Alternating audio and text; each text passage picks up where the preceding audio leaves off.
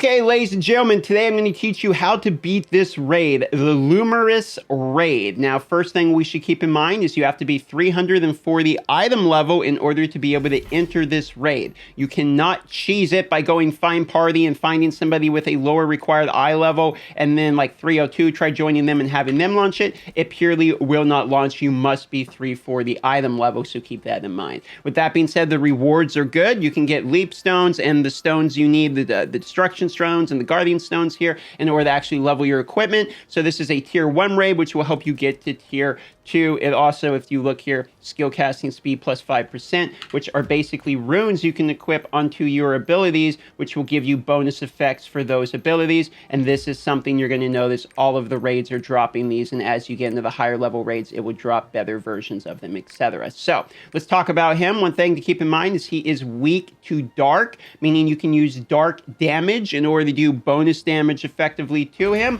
and that will be something to keep in mind for your grenades, and let me show you that now.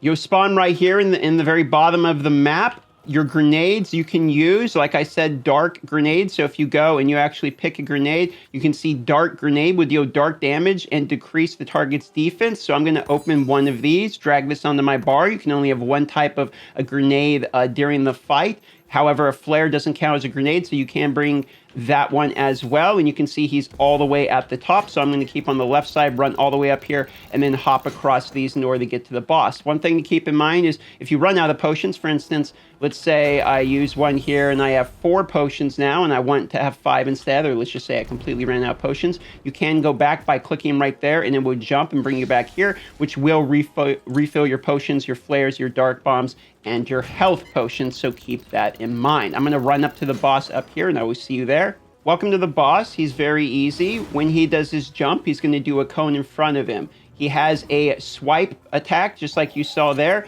and he has another giant pounce that will then turn into a shot from the top. If you look here, he's going to constantly shoot lightning strikes down to the ground, and you have to just not stand on them. The rest of his moves are all cone or 180 or circular base, meaning if you're standing behind him, you are always safe. The rest of his moves are just attacking in front of him in a cone, and his charge that is counterable if you use your countering him in the head. That's it. That's all his mechanics. All I have to do is stand behind him. When you see these little light orbs appear like just happened, that's where he's going to be punching, and you know the cone's going to be in that direction. When he jumps, it's going to be another cone in front of him. Then he does this backwards dash thing right before he does his counter attack, and that's about it. As long as you're standing behind him, you're safe, and as long as you're not standing in these constantly generated little AoEs, you're safe. If you die in this fight, it's simply because you walked onto a place you should not have walked on. There is 0 raid wiping mechanics. Even this giant AoE here has a safe spot directly behind him. And for that reason, it's always the easiest thing just to stand behind him. So if you're fighting this and you don't know what to do, get behind him. And if he puts his back to the wall like that, just back up. Just back up and wait. Drag him back to the middle of the arena, and then continue to dodge his abilities while DPSing in between. Just constantly run a circle. He's going to attack right here because we saw that light orb, and now we can just continue the DPS here.